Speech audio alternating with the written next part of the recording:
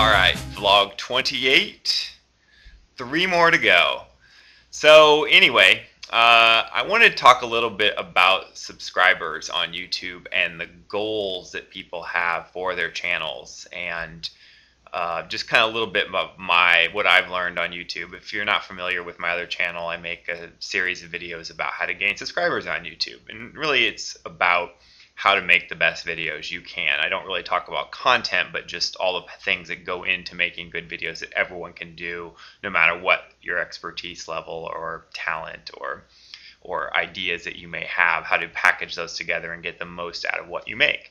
So, and lots of people have questions, and there's a lot of ambitious people on YouTube trying to kickstart their channel or start a new channel or build upon their channel, and it's been a good experience. Actually, it's really been surprising how kind of, you ever heard of the term long tail? Well, a long tail is something that you make something and it has a very long value in little increments, and that's very true with how-to videos. So if you have any expertise and you can make a how-to video that's going to have any type of an appeal for someone that watches YouTube, I definitely recommend doing it, because you'd be shocked how many views that those videos still get on a daily basis. Not a lot, maybe 10, 20, 30 views a day, but it's a consistent way that I gain subscribers that I never expected at the time when I did this. It's just something I learned after the fact. But anyway, my channel's a little odd because my channel's very old. It's like over 3 years old, and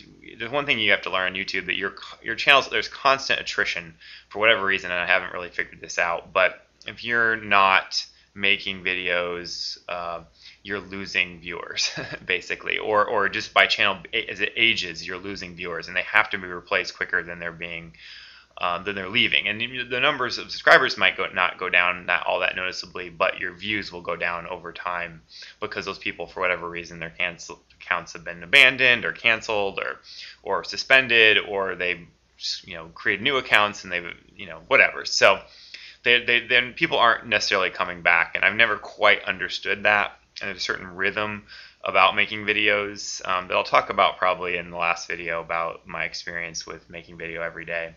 But anyway, so but more importantly, back to the gaining subscribers thing, and that is when a channel does kind of break through and you kind of reach this critical mass where the first 100 subscribers are by far the hardest and sometimes take the longest to get, and the next 100 is takes half amount of time, and ideally that kind of, it creates a snowball effect where it's almost like you start gaining subscribers at an exponential rate.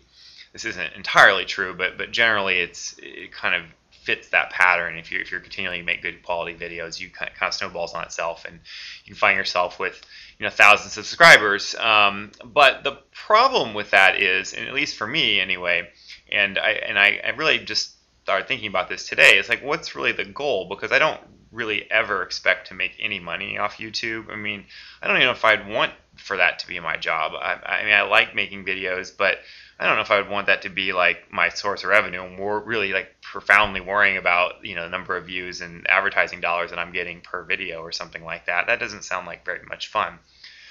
So I kind of have always treated it as a hobby and always thought of it as a hobby, that just something that I like to do, and so therefore I do it.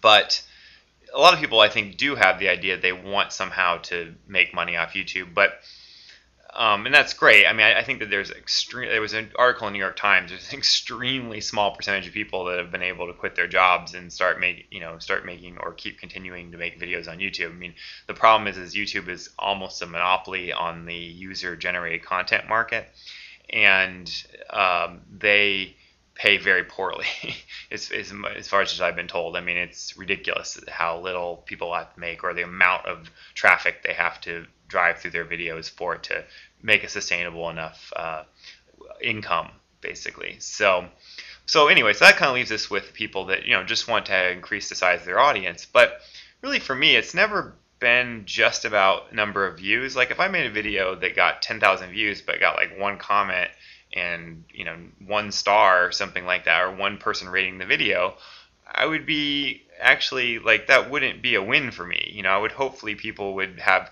feedback, positive criticism, compliments, just general purpose community that is built around channels, or friends of they're also video makers and things like that, people that I respect on YouTube. That's really the reason why I think I make videos, is just to have people give feedback, whether it be positive or just some type of interaction, whether it be questions or anything. And I think that that's the main reason. But once your channel reaches maybe 1,000, 2,000, 3,000 subscribers, traditionally, is that you start to get overwhelmed by the amount of feedback that you're getting. And so therefore it almost has this distancing effect on, I think, the person. And I've had tastes of this. My main channel really isn't that popular given the number of subscribers I have, just because of the oddly way that it was kind of, those subscribers were accrued. But the times that my videos have been featured on the front page, it's just like it's a fire hose of comments and people asking me questions, and there's just no way. I mean, even if that was my full-time job, it would be 40 hours a week amount of worth of work to respond to everybody and to say thank you for people to subscribe, and kind of the community aspect of a large channel, I think, largely just starts to evaporate because it just becomes too much for any individual to do, and the idea of someone making a comment really isn't all that special when you get 500 comments a video in one day, which is very common for or more, sometimes even thousands of comments, or I'm sure hundreds of personal messages a day. And I think that really, I think would be surprised. I mean, I guess you be careful what you wish for, that you actually get alienated from the community because you just can't keep up with the torrent of communication that an extremely popular channel generates. So I guess there are people that, smart ways to gain YouTube subscribers, like, what's the goal here? And, be careful you don't alienate yourself from what really makes you want to make videos. And I think I've seen this. I've seen people become very popular on YouTube and stop. And I wonder, I haven't really talked to them about it, but I wonder if that's the reason, is it just becomes too much. And it isn't about the individuals that like your video anymore. It's about just a faceless mass of people that just crush your inbox, with message notices and things like that. So anyway, that's what I wanted to talk about. Maybe a little food for thought about people that do have channels and make videos that, there's maybe an optimal size, and be happy with what you have, I guess.